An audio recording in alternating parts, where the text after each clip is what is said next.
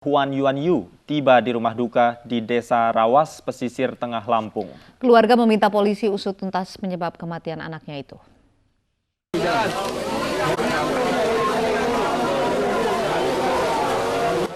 Jenazah Hasan Afriyadi ABK Kapalu Huan Yuan Yu tiba di rumah duka di Desa Rawas, pesisir tengah Lampung, Jumat malam. Saat jenazah tiba di rumah duka, tangis keluarga almarhum tak terbendung.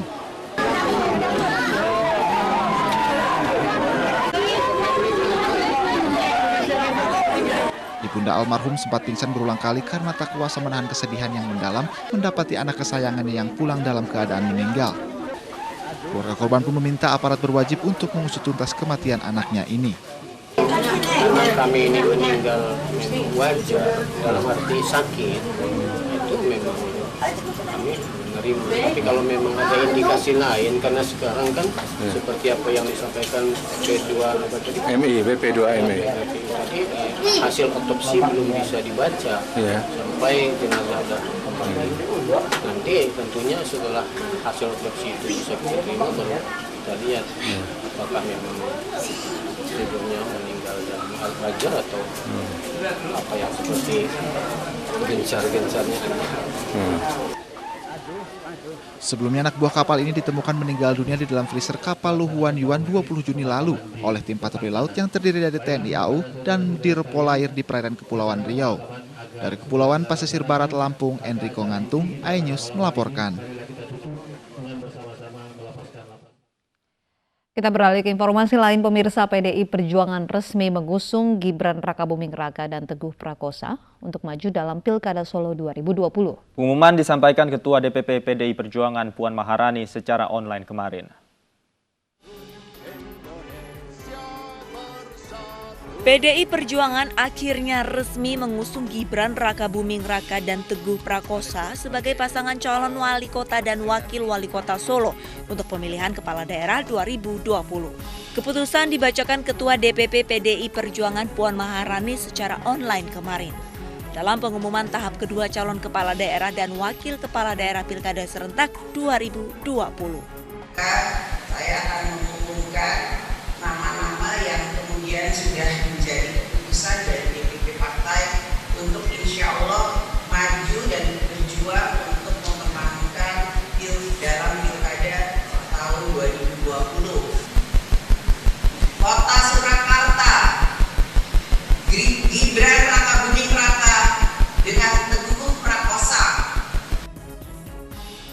Gibran dan Teguh mengikuti pengumuman di kantor DPD PDI Perjuangan di Semarang, Jawa Tengah setelah mendapat rekomendasi dari PDIP untuk menjadi bakal calon pilkada.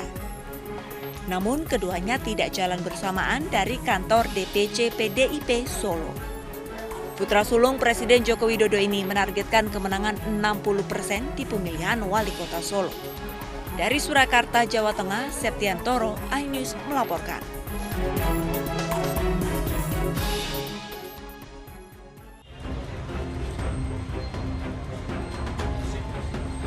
Gibran Rakabuming Raka dan 7 pasangan bakal calon kepala daerah yang direkomendasikan PDI Perjuangan dalam Pilkada Serentak 2020 berpotensi melawan kota kosong.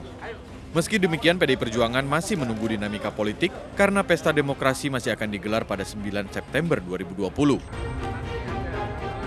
Adapun 7 daerah yang berpotensi melawan kota kosong diantaranya Kota Semarang, Grobogan, Kebumen, Wonosobo, Pemalang, Sragen, dan Sukoharjo.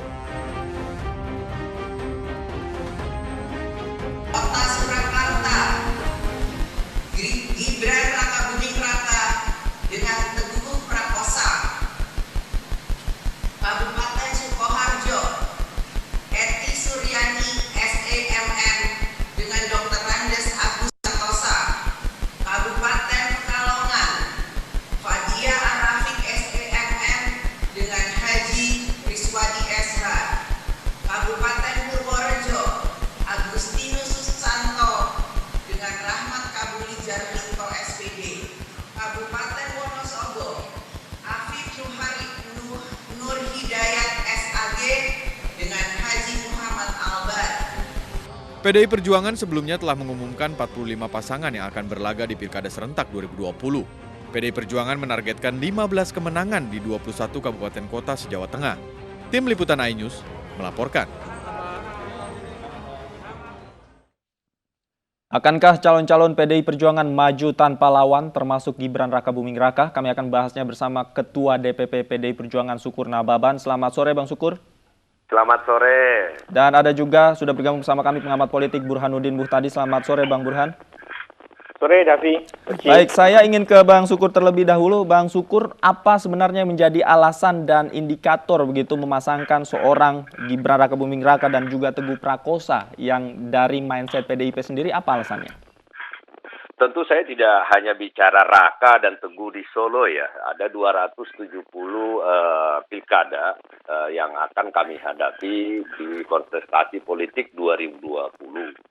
Nah tentu itu adalah proses yang sangat panjang sekali. Mekanisme di kepartaian kami di dalam keputusan Dewan Pimpinan Pusat Partai untuk kami usung menjadi calon dari PDI Perjuangan. Pertama sekali tentu dari proses Dewan Pimpinan Cabang, ya.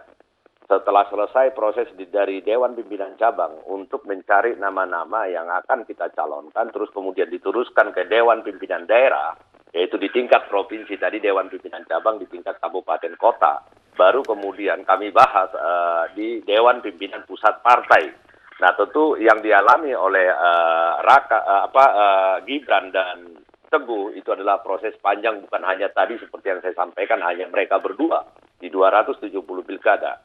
Nah dengan mekanisme di sistem kepartaian kami tentu saja di dalam memutuskan banyak sekali parameter-parameter untuk kami pada sebuah keputusan final di rapat pleno DPP yang dipimpin oleh Ibu Ketua Umum kami, ya, yang pertama tentu saja ideologi tentang keindonesiaan, Pancasila, kebinekaan. Nah ini adalah parameter pertama.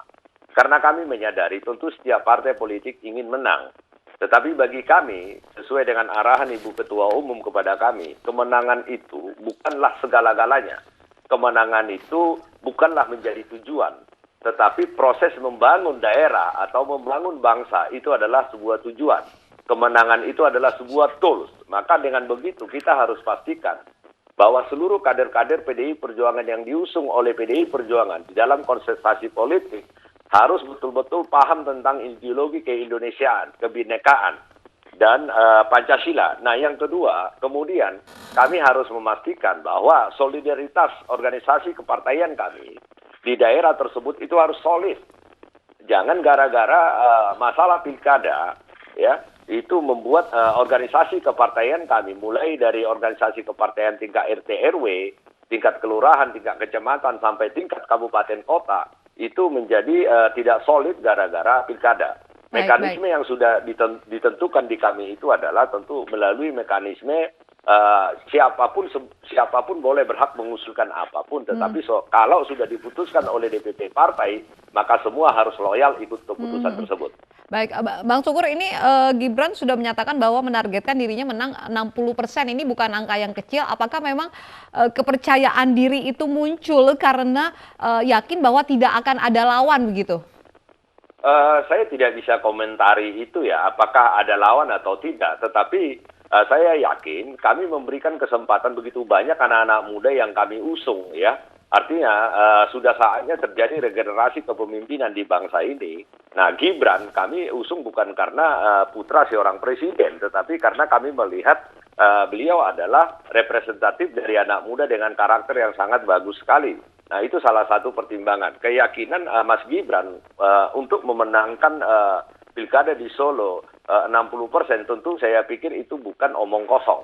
Nah kalau kita lihat juga Solo itu selalu kami menangkan dan juga pemilihan anggota legislatif kami sangat mayoritas di sana. Dengan solidaritas kepartaian kami yang sangat kuat sekali di sana. Nah tentu itu bukanlah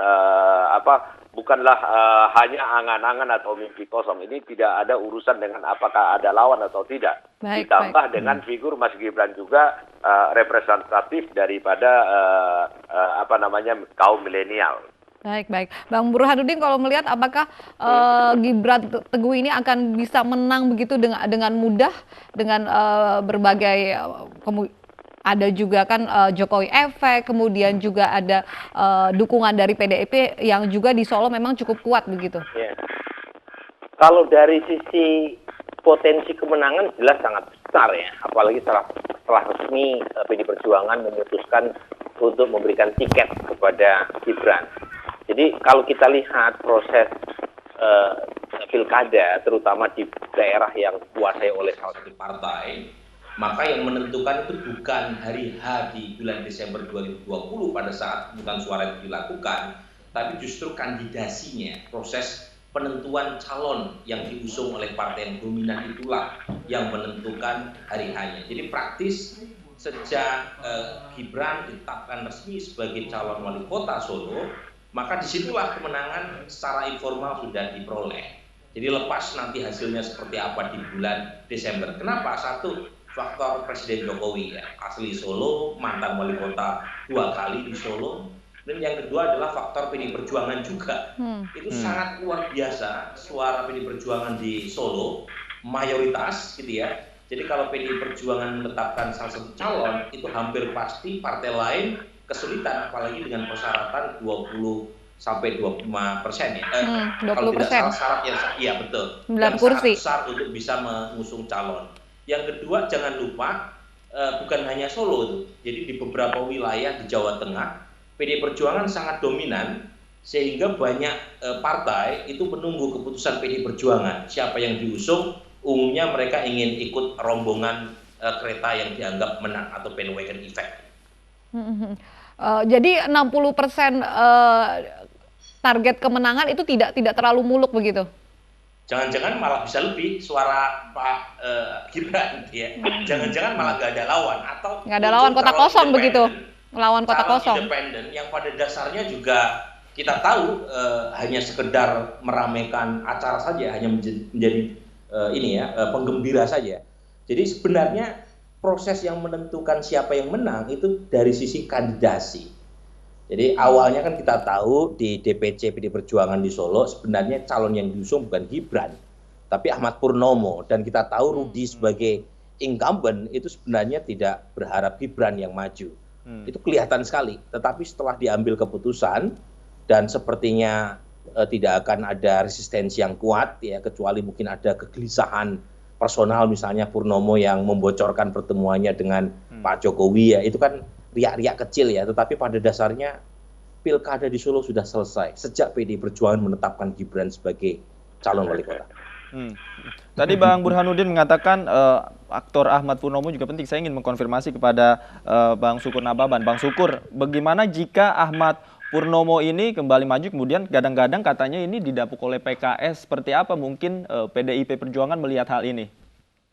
Ya begini ya, setiap warga negara berhak untuk maju sebagai anggota legislatif atau kemudian eksekutif. Itu adalah hak setiap warga negara. Nah tentu seperti yang saya sampaikan tadi, mekanisme di partai kami itu biasanya sampai ke Dewan Pimpinan Pusat Partai itu tidak satu orang. Itu bahkan ada sampai 5-6 orang. Nah tentu di DPP kami akan melakukan tracing seperti yang saya sampaikan tadi, beberapa parameternya. Nah, kalau Pak Ahmad Purnomo ingin tetap maju menjadi kandidat wali kota melalui partai lain, itu sah-sah saja, tidak ada masalah dengan itu, karena memang Pak Ahmad Purnomo kan bukan kader PDI Perjuangan.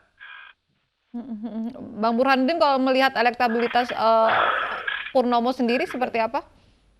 Ya, saya punya survei tahun lalu ya, September tahun lalu. Pada saat itu Gibran belum cukup ramai dimunculkan sebagai calon penantang, calon yang akan muncul sebagai calon wali kota ya, jadi masih bakal calon. Bulan September tahun lalu pun Gibran selisihnya cuma 1,5% dibanding Pak Ahmad Purnomo. Jadi secara statistik tidak signifikan bulan tahun lalu ya. Artinya belakangan mungkin perubahan sudah terjadi secara elektoral.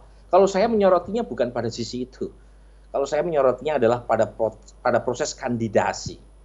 Karena kalau alasan Pak Sukur misalnya faktor ideologi, Pak Purnomo meskipun bukan pengurus, tapi menurut pengakuannya adalah kader biasa PD Perjuangan.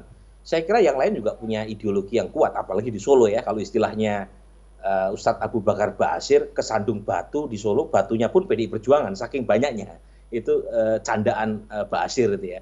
Jadi poin saya yang menentukan adalah proses kandidasi Dan karena kandidasi dari PDI Perjuangan menentukan sebagai partai yang sangat dominan di Solo, maka siapapun yang diputuskan umumnya menang. Karena partai lain misalnya PKS, emang cukup PKS mengajukan Pak Ahmad Purnomo. Jadi inilah kritik saya, kenapa syarat untuk mengajukan calon kepala daerah terlalu tinggi, termasuk calon untuk yang maju melalui perseorangan terlalu berat, makin lama makin diperberat, sehingga mempersulit buat publik mendapatkan alternatif calon kepala daerah. Kalau misalnya calon yang sangat dominan diputuskan oleh partai yang sangat dominan, praktis pemilih yang punya keinginan untuk memilih calon lain nggak ada kesempatan. Jadi dia seperti tanda kutip di fait accompli oleh pilihan yang ada. Jadi ke depan turunkan itu persyaratan calon kepala daerah supaya pemilih punya beragam menu gitu ya untuk memilih siapa apa yang mau dimakan dalam pilkada gitu ya. Yang kedua adalah syarat untuk maju melalui perseorangan dipermudah. Nah kalau misalnya itu terjadi, maka kalaupun toh ada partai yang memutuskan calon, pemilih masih punya peluang untuk memilih calon yang lain yang mungkin masuk melalui jalur partai lain atau jalur perseorangan. Bang Burhanuddin, kita tahu kalau Gibran ini kan baru begitu terjun di dunia politik. Kalau melihat track recordnya dan juga elektabilitasnya untuk pilkada kalau Surakarta ini. Elektabilitas saya nggak terlalu mengkhawatirkan ya. Tadi saya sebut tahun lalu pun beliau udah mulai leading. Bahkan secara statistik sama dengan Pak Ahmad Purnomo sebagai wakil wali kota petahana ya. Dari sisi hak saya juga tidak mempersoalkan. MK sudah membatalkan gitu ya pasal 7 huruf R Undang-Undang tahun 2015 ketika DPR pemerintah memutuskan pilkada yang memuat aturan larangan politik dinasti. Itu dibatalkan oleh MK. Kata MK, larangan politik dinasti dianggap melanggar konstitusi. Oke, that's fine. Cuma kita bicara di luar dari urusan yang sifatnya formal. Jadi ada aturan yang sifatnya substantif gitu ya, di mana masyarakat atau pemilih khususnya di Solo punya hak untuk memilih calon alternatif di luar Gibran. Nah kalau kemudian partai-partai semua berada di bawah di belakang Gibran, praktis nggak ada pilihan lain. Jadi kalau misalnya itu yang terjadi, ya nanti pilkada Desember 2020 hanya formalitas. Buat saya pilkada Solo udah selesai sejak Bang Sukur Nababan kemarin memutuskan gitu ya, PDI Perjuangan memutuskan Raka Gibran sebagai calon wali kota Solo. Baik, gitu. Misalkan Bang Sukur menanggapi ini seakan hanya formalitas gitu. Ya gini loh, tadi seperti yang saya sampaikan itu adalah proses politik. Yang disampaikan Bung Burhan tadi tentang masalah punya hak atau apa kan tentu tidak pada konteks ini kita diskusikan karena sangat panjang sekali diskusinya itu. Nah terus yang kedua tentang ya semua warga negara punya hak, semua warga Solo ya berhak untuk memiliki alternatif. Kan Bung Burhan tadi sudah mengatakan bahwa elektabilitasnya ya sangat tinggi dengan situasional solidaritas partai kami, ya bisa bayangkan dengan pertarungan pileg yang begitu ketat, banyak partai dan figur-figur, kami bisa sangat dominan di sana, apalagi dengan head to head seperti itu. Nah makanya ya proses di kami itu juga sangat transparan sekali. Tetapi satu yang menjadi pertimbangan adalah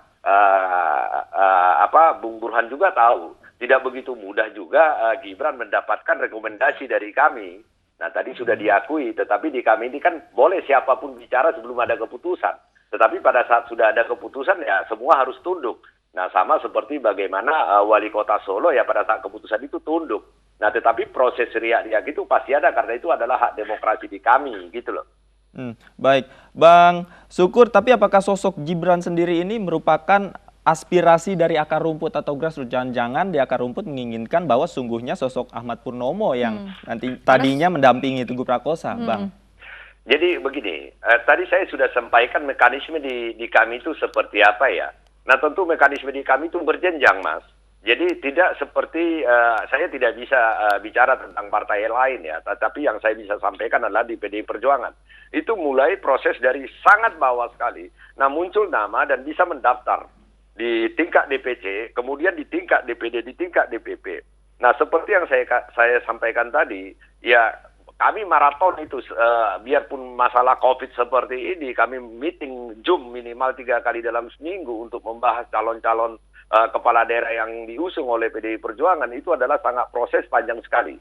Jadi sebenarnya pada saat PDI Perjuangan sudah memutuskan seorang calon dari yang diusung oleh PDI Perjuangan itu tidak mudah. Itu proses yang sangat panjang sekali yang mereka lalui. Seperti yang saya sampaikan tadi, seperti Mas Gibran tidak mudah. Bagaimana dia melalui dari bawah, meminta KTA dulu. Sampai di last minute kemarin kita putuskan seperti itu. Nah mungkin ya partai-partai lain sebelum Mas Gibran tidak meminta, tetapi kan sudah mengusulkan harus. Nah, tetapi di kami kan ada mekanisme tersendiri. Makanya saya sampaikan, nah ini akan menjadi sebuah pelajaran politik bagi kita. Bagi saya ada di dalam pengambilan keputusan tersebut. Mas Gibran kami usung menjadi calon wali kota Solo bukan karena putra presiden, tetapi beliau adalah figur milenial, figur anak muda yang kami harapkan nantinya ini menjadi sebuah pintu masuk bagi anak-anak muda yang lain membangun dan keinginan untuk masuk terjun ke dunia politik bersama-sama membangun bangsa dan negara yang dia cintai. Baik, Bang Burhanuddin, ini banyak pihak yang menganggap bahwa Jokowi efek ini akan membuat Gibran cukup mudah begitu merebut kursi wali kota Solo. Namun juga ada juga yang menganggap kekhawatiran begitu terbentuknya politik dinasti. Bang Burhanuddin. Ya kalau secara formal sudah selesai sejak MK membatalkan larangan politik dinasti ya tahun 2017. Jadi praktis MK sebagai institusi yang final dan binding keputusannya itu sudah melegalkan politik dinasti. Jadi tidak ada masalah dari sisi legal formalitas. Cuma buat saya adalah ini penting kita tidak bicara dari sisi formalitas hukum, tapi dari sisi substantif ya. Substantif di situ terkait dengan apakah masyarakat yang punya pilihan lain di luar Mas Gibran punya kesempatan untuk memilih calon di luar Mas Gibran. Nah, di situ ada masalah terkait dengan syarat pencalonan kepala daerah yang terlalu tinggi, yang menurut saya tidak sesuai dengan prinsip sistem presidensial. Dalam sistem presidensial, calon kepala daerah, calon presiden itu boleh diusung tanpa melalui partai, gitu ya, dan tanpa diberi syarat yang terlalu tinggi terkait dengan requirement pencalonan. Nah, yang kedua harus bisa melalui calon non partai. Nah, itu dibolehkan undang-undang pilkada. Kalau calon presiden kan nggak boleh. Cuma masalahnya dari waktu ke waktu, dari revisi ke revisi itu makin sulit. Orang maju melalui calon perseorangan karena syaratnya makin diperberat. Itu concern saya. Yang berikutnya, ini kekhawatiran berikutnya nih. Ada dua skenario. Satu, calon tunggal. Ya. Apakah ada presidennya? Ada. Ya, beberapa kali sejak tahun 2015 terjadi calon tunggal. Nah, ini menyalahi prinsip demokrasi karena dalam demokrasi sejatinya dalam pemilihan pejabat publik seperti pilwakot manusia lawan manusia, bukan manusia lawan kota kosong. Itu satu, gitu ya. Meskipun legalnya diperbolehkan tuh, gitu ya, calon tunggal boleh, tapi melanggar prinsip atau substansi demokrasi karena orang dikasih pilihan manusia lawan kota kosong, gitu ya. Yang kedua, mungkin muncul calon perseorangan, mungkin ya, saya tidak tahu persis karena apakah masih ada peluang atau tidak dari sisi waktu. Tetapi calon perseorangan yang muncul yang melawan Mas Gibran itu hanya penggembira. Ya. Nah, karena praktis sudah selesai nih. Kan semua partai karena kursinya atau suaranya kecil di Solo itu melihat lirikan Pak Syukur sama PD Perjuangan kemana nih terkait dengan calon. Ya, karena terlalu dominannya, kan jangan lupa syaratnya terlalu berat. Dan bukan hanya Solo, di Jawa Tengah itu banyak sekali wilayah yang didominasi oleh PD Perjuangan. Dan karenanya partai lain di luar PD Perjuangan tidak terlalu antusias untuk melihat atau mengusung kadernya melawan calon yang diusung oleh PD Perjuangan. Nanti kita lihat seperti apa ke depannya dinamika politiknya. Boleh saya respon yang di samping? Oke. Tentang calon tunggal ya, jadi sebenarnya Bung Burhan kan itu seperti yang disampaikan Bung Burhan tadi kan tidak menyalahi hukum karena ada aturan. Tetapi saya melihat begini loh, calon tunggal atau itu berhadapan dengan kotak kosong. Jadi siapapun calon tunggal tidak otomatis dia menjadi pejabat di daerah itu karena ada syaratnya tetap. Maka yang saya mau sampaikan adalah jangan kita lupa bahwa siapa yang menjadi memerintah di daerah tersebut, di tingkat kabupaten, di tingkat provinsi, tetap diputuskan oleh rakyat. Nah, tentang persyaratan tadi, kita sudah sepakat bahwa kaderisasi kepemimpinan dan proses politik, peserta politik itu adalah partai politik. Nah, artinya jika untuk memberikan kesempatan yang lain kepada warga negara, ya ikut berpolitik. Nah, kalau misalnya partai-partai politik sekarang misalnya dianggap tidak bagus, buat partai politik yang menurutnya lebih bagus. Jadi sehingga ini kan persaingannya sehat. Jangan tiba-tiba ujuk-ujuk tidak memiliki dasar dan latar belakang tiba-tiba masuk. Nah, ini kan akan mengganggu seluruh mekanisme yang bisa kesepakati. Nah, yang terakhir saya ingin menanggapi dalam sistem presidensial itu boleh maju melalui jalur non partai. Di Amerika Serikat sistemnya presidensial, jangankan kepala daerah menjadi calon presiden dari jalur independen pun boleh. Karena prinsipnya ada dua kamar. Independen kan juga bisa. Bisa, tapi dipersulit makin lama. Makin lama makin susah. Baik, nah, artinya begini, bukan dipersulit. Artinya begini, Bung Burhan. Artinya begini, maksud saya begini. Bukan dipersulit sesungguhnya. Makanya saya bilang konteksnya ini diskusinya kita akan panjang ini.